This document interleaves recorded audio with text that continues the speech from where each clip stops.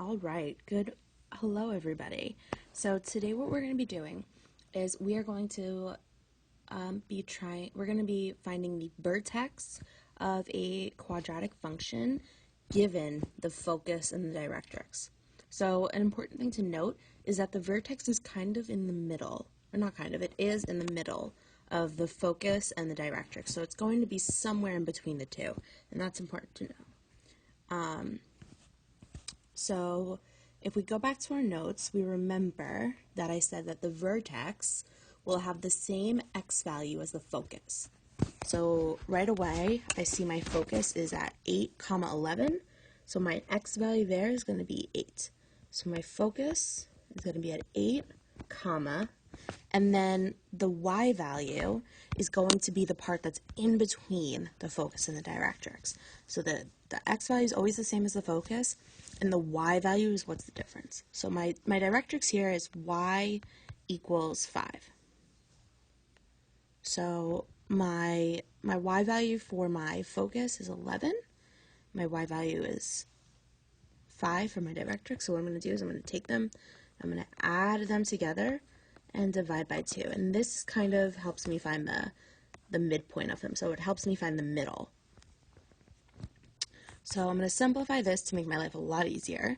So I still get 8, 11 plus 5 gives me 16 divided by 2. Why do I keep doing that? And when I simplify that even more, I get that my vertex, 16 divided by 2 is at 8. So I get that my vertex is at 8, 8. So if I go up 8, I'm going to move over to my x-axis to 8, my y-axis 8, and that is going to be right here. And that's where my vertex is going to be. Ooh, excuse my dot. The next thing I'm going to try to figure out is which way my parabola is opening. So if you guys remember when I talked about the focus the past couple of lessons, I said that our parabola kind of eats our focus. So it's opening up in the direction of our focus. So in this case, my focus is above my parabola. So my parabola is going to open upward so it can eat my focus. So the focus is captured by the parabola. Please excuse my horrendous drawing. Okay, so let's move on to another example, a little bit different example. So let's look at this one for a second. I have a function who has a focus at 4, -6, and a directrix at 6. So what's the difference between this problem and the last problem? So I can go back to the last problem. So my focus is up here. Well, let's see if I can do a different color. My focus is up here. My directrix is here. What is the difference between these two problems? So I'm going to pause it. So if you said that my focus is below my directrix, you are absolutely correct. So here, let's just label it really quickly, right? My directrix is at y equals 6, and this is my focus.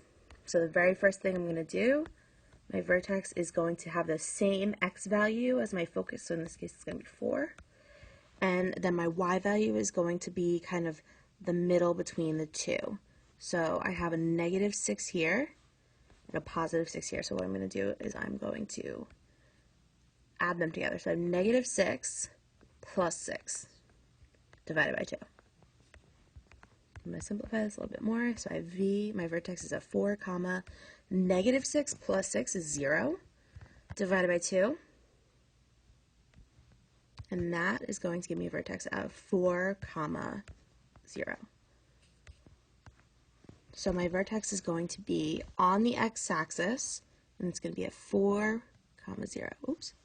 So, oh my goodness. Right there. Okay, I'm going to erase all this other stuff so it's a little bit easier to read. So now, what I'm going to try to figure out is I'm going to try to figure out which way it's opening. So now my vertex, let me label it vertex, is above my focus, right? And my parabola needs to eat my vertex. So my parabola is going to open downward in order to eat my focus. So now I want you guys to go ahead and try problems and practice doing this. You guys are going to have 3 practice problems just like this, and then there's going to be 1 extra credit problem. Okay? So if you have questions, let me know, but